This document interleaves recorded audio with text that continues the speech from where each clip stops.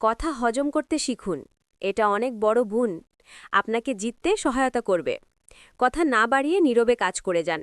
আপনার কাজই আপনার হয়ে কথা বলবে। মন খারাপের কারণ অতীত, আর টেনশনের কারণ ভবিষ্যৎ। তার চেয়ে বরং বর্তমানকে উপভোগ করুন, আনন্দে বাঁচুন। ২. ঠেকতে ঠেকতে সোজা সরল ভালো মানুষটিও বুঝে যায় কে তাকে সত্যিকারে ভালোবাসে আর কে তাকে নিজ স্বার্থে ব্যবহার করে। আপনার সামনে যিনি আপনার প্রশংসা আর অন্যের সমালোচনা করেন, একটু পরেই তিনি অন্যের কাছে আপনাকে নিয়ে একই কাজ করবেন। ৩. পরম সমালোচনাকারী হচ্ছে যিনি প্রতিনিয়ত আপনাকে আশীর্বাদ করেন একজন হয়ে ওঠার জন্য। সমালোকেরা নিঃসন্দেহে আপনার ভালো বন্ধু। বিনা পয়সায় ভুল ধরিয়ে দিতে সর্বদা তৎপর থাকেন। তাদের কখনই অবহেলা করবেন না। আপনি বরং বিনয়ী হন। মানুষকে সম্মান করুন ও গুরুত্ব দিন। সব কিছু বহু গুণ হয়ে আপনার কাছেই ফেরত আসবে। ৪. কেউ যদি আমায় ঈর্ষা করে, আমি খুবই খুশি হই, কারণ আমি বুঝতে পারি যে আমি সঠিক কাজটাই করছি। আপনার কাজ বা কথা নিয়ে কেউ কোনো মন্তব্য করল না, তার মানে আপনি সঠিক জায়গায় পৌঁছতে পারেননি। মানুষের জনপ্রিয়তার মাত্রা নির্গত হওয়া উচিত তার শত্রু ও সমালোচকের সংখ্যার ভিত্তিতে। ৫. জিততে হলে কখনো কখনো হারতে হয়। আজকের হারই হয়তো ভবিষ্যতে বড় বিজয় এনে দেবে। কখনো বোকার সঙ্গে তর্কে জড়াবেন না, এটা সময়ের অপচয়। সম্ভব হলে আপনি অন্যদেরকে জিতিয়ে দিন। জিতে গেছে ভেবে কেউ যদি খুশি হয়, আপনিও নীরবে একটুখানি হেসে নিন। অন্যের সুখে সুখী হতে পারলে আপনিই মহাসুখী। ৬. চিতাবাঘ কখনো কুকুরের সঙ্গে দৌড় প্রতিযোগিতা করে না। আপনি যে চিতাবাঘ তা বোঝানোর জন্য শুধু সঠিক সময়ের অপেক্ষায় থাকুন। হয়তো অনেক কিছু পারেন, তবে দরকার নেই তা বলে বেড়ানোর। নীরবে কাজ করে যান, যার প্রয়োজন তিনি আপনাকে ঠিকই খুঁজে নেবেন।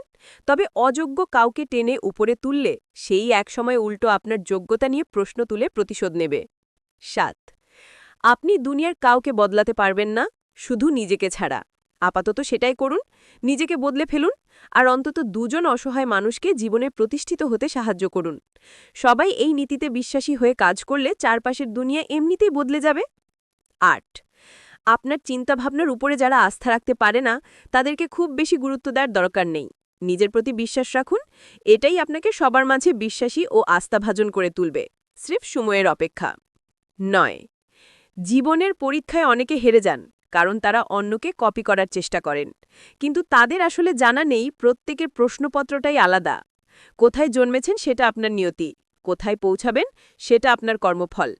১০. আজকে থেকে ঠিক ৯৯৯ দিন পরে আপনার অবস্থান কোথায় হবে, সবকিছুই নির্ভর করছে এখন কাদের সঙ্গে মিশছেন আর কি বই পড়ছেন তার উপর। ১১. কোনো কথা শোনা মাত্রই যাচাই না করে বিশ্বাস করবেন না, কেননা মিথ্যা কথা সবসময়ই সত্যের চাইতেও তীব্রতর। প্রমাণের ঝামেলা নেই বলে মিথ্যে কথা ও গুজব দ্বিগুণ গতিতে ছোটে, কিন্তু সত্যটা প্রমাণ করতে যথেষ্ট সময়ক্ষেপণ ও বেগ পেতে হয়। ১২. জীবনটা বড্ড ক্ষণস্থায়ী, ভালো করারই সময় কম, মন্দ কাজ করার সুযোগ কই? ভালো মানুষ সাজার ভান না করে ভালো মানুষ হয়ে গেলেই তো হয়। ১৩. আপনার স্বপ্ন নিয়ে কেউ যদি হাসাহাসি না করে, তবে বুঝে নেবেন লক্ষ্যটা খুব ছোট হয়ে গেছে। আবার স্বপ্ন পূরণে বেশি কালক্ষেপণ করলে অন্য কেউ সেটা বাস্তবায়ন করে নিজের বলে চালিয়ে দিতে পারে। তবে যে স্বপ্ন বাস্তবায়নের শুরুতেই অন্যের সহযোগিতা নিতে হয়, অর্থাৎ নিজে এগিয়ে নিতে পারেন না, সেই স্বপ্ন দেখবেন না। ১৪. কেউ কেউ ইতিহাস গড়েন, বাকিরা সেই ইতিহাস পড়ে পরীক্ষায় পাশ করেন। বিখ্যাত মানুষের সঙ্গে সেলফি তুলে পোস্ট না দিয়ে এমন কাজ করুন যাতে অন্যরা আপনার সঙ্গে ছবি তুলে সামাজিক গণমাধ্যমে পোস্ট করে। ১৫. মানুষ মাটি দিয়ে তৈরি, মাটি যত খাবার খেয়ে বাঁচে, মৃত্যুর পরে আবার মাটিতেই মিশে যাবে। তার কি অহংকার আর রাগ করা সাজে? মানুষের গ্রহণযোগ্যতা কখনো ফেসবুকে লাইকের সংখ্যা দিয়ে যাচাই করা যায় না। মৃত্যুর পর ওনার জানাজায় কজন হাজির হলেন, সেটাও দেখার বিষয়। ১৬. সুস্থ দেহ, প্রশান্ত মন, উপভোগ্য জীবন। শরীরের সুস্থতার জন্য চাই পরিমিত খাদ্যাভ্যাস, আর মনের প্রশান্তির জন্য চাই রুচিশীল পাঠ্যাভ্যাস। ১৭. জ্ঞানীরা বলেন কেননা তাদের কাছে বলার মতো কিছু কথা আছে, আর মূর্খরা বলেন কেননা তাদেরও কিছু বলতে ইচ্ছে করে। কাউকে তুচ্ছ তাচ্ছিল্য করার আগে অন্তত তার সমান যোগ্যতা অর্জন করে নিতে হয়। ১৮. যে কাজের জন্য বিবেক প্রশ্নবিদ্ধ করে, সেই কাজ থেকে বিরত থাকাই সেও। যা কিছু পেয়েছেন তার জন্য শুকরিয়া আদায় করুন, ধৈর্য ধারণ করুন, ভবিষ্যতে আরও ভালো দিন আসবে। ১৯. প্রত্যাশা ও প্রাপ্তির মাঝে যে সমন্বয় ঘটাতে পারে, সেই প্রকৃত সুখী। হবে না, পারবো না, আমার কপালে নেই, কথাগুলো প্রায়ই বলে থাকি, কিন্তু মজার ব্যাপার, নিজেকে জিজ্ঞেস করলে যে উত্তর পাওয়া যাবে তা কিন্তু একেবারেই উল্টো। আমি পারবো, আমাকে দিয়ে হবে, এই শক্তি অন্তরে লুকিয়ে থাকে। জীবনযুদ্ধে শক্ত হাতে হাল ধরতে পারাই সবচেয়ে বড় চ্যালেঞ্জ। নেতিবাচক ভাবনার টানো নীতি, বেড়ে যাবে জীবনের গতি।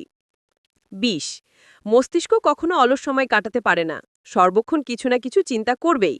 মজার ব্যাপার হলো, আপনি যখনই আগের চিন্তা ডাউনলোড করে ফেলবেন, অর্থাৎ কাগজ কলমে লিখে ফেলবেন এবং কাজে প্রয়োগ করবেন, মস্তিষ্ক কেবলমাত্র তখনই নতুন কিছু ভাবতে সুযোগ পায়। নচেত আগের চিন্তাটাই মাথার মধ্যে ঘুরপাক খেতে থাকে।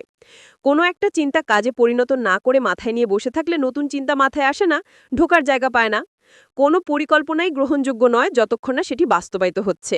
তাই মাথায় যত বুদ্ধি আসে, যত দ্রুত সম্ভব কাজে লাগান। হয় লাভ হবে, নইলে অভিজ্ঞতা হবে। অর্জন হিসেবে কোনোটাই মন্দ নয়। ২১ পৃথিবীতে এমন কোনো কাজ নেই যা করলে জীবন ব্যর্থ হয়। জীবন এত বড় ব্যাপার যে একে ব্যর্থ করা খুবই কঠিন। যারা কোনো কালেই কিছু করবে না তারাই কেবল বলে অসম্ভব। এ জগতে মানুষের কাছে অসম্ভব বলে কিছু নেই, থাকতেই পারে না। এ পৃথিবীতে অসম্ভব বলে যদি কিছু থাকে, সেটা আছে কেবল মূর্খ ও অলসদের অভিধানে।